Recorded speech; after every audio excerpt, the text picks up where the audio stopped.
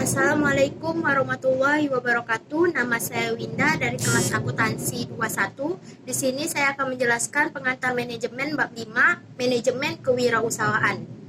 Kewirausahaan adalah awal dari bisnis. Suatu bisnis yang bagus dan kuat biasanya berawal dari proses kewirausahaan yang baik dan benar. A. Pentingnya bisnis kecil. Bisnis kecil diartikan sebagai bisnis yang dimiliki dan dikelola oleh orang setempat. Mungkin juga dibantu dengan beberapa orang pegawai. Di negara kita, jumlah pegawai yang dikategorikan perusahaan kecil ada 50 orang, di USA sejumlah 500 orang.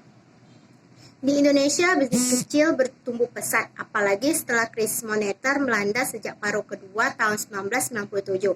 Mulai dari PKL di pinggir jalan, perusahaan rumahan seperti catering, jual antar voucher ponsel, jasa pendidikan luar sekolah seperti bimbel, les privat, rumah makan, toko, kantor akuntan, penasihat hukum, konsultan manajemen, dan sebagainya.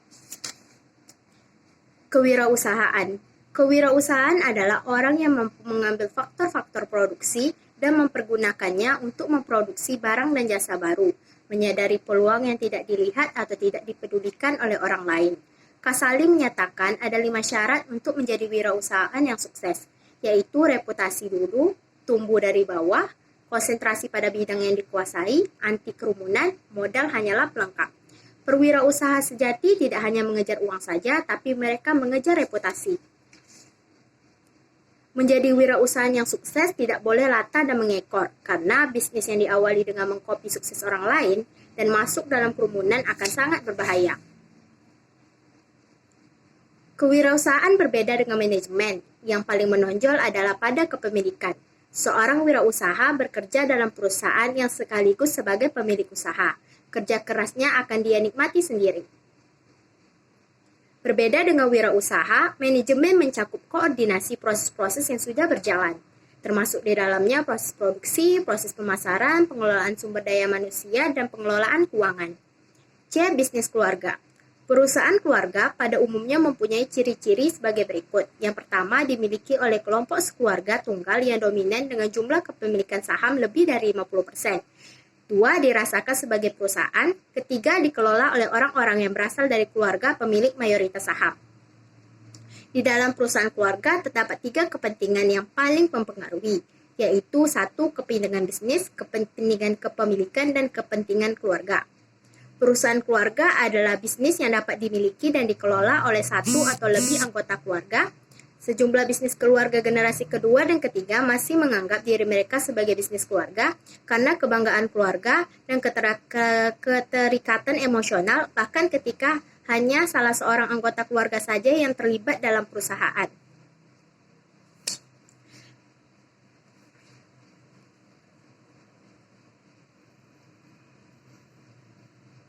Tugiman 2015 mengemukakan karakteristik perusahaan keluarga dalam konteks usaha kecil adalah yang pertama, posisi kunci dipegang keluarga. Kedua, keuangan perusahaan cenderung berbaur dengan keuangan keluarga. Ketiga, tidak adanya mekanisme pertanggungjawaban yang ketat. Keempat, motivasi kerja yang tinggi. Dan kelima, tidak adanya kekusukan dalam manajemen. John Davis Morris Taguri Howard 2016-61 menyatakan bahwa terdapat 3 elemen pengaruh dalam bisnis keluarga, seperti keluarga, kepemilikan, dan bisnis. D. Memperbarui bisnis. Perubahan bersifat konstan di dalam maupun di sekitar organisasi. Setelah perusahaan didirikan oleh para usahawan berdiri tegak, menculang, menjajah, menggurita, lalu perusahaan menjadi berat, tinggi, dan lamban. Tidak ada lagi kreativitas dan inovasi, yang ada hanyalah rutinitas yang birokratis dan tidak fleksibel. Salah satu gejalanya saat ini adalah perusahaan dipimpin oleh manajer-manajer yang dulunya karyawan yang ikut sang wirausahawan mulai dari bawah dengan segala kondisinya, sehingga sang wirausahawan mulai di atas banyak yang kikuk berlaku sebagai seorang manajer. Sementara itu, manajer yang baru direkrut setelah bisnis membesar tidak memiliki pengalaman historis dengan sang usahawan, sehingga menimbulkan gap cara berpikir dan berkomunikasi. Untuk memadukan hal itu, akhir-akhir ini dikembangkan pola intrapreneurship sebagai kelanjutan entrepreneurship. Di dalam intrapreneurship, setiap karyawan diajarkan bagaimana menjadi seorang wirausahawan dalam status sebagai karyawan perusahaan.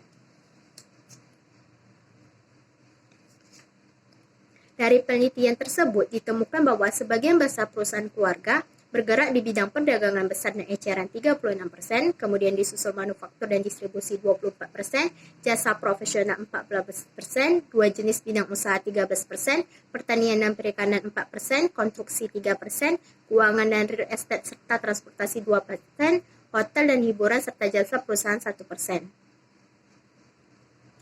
Demikian penjelasan mengenai bab 5. Kurang lebih mohon maaf. Assalamualaikum warahmatullahi wabarakatuh.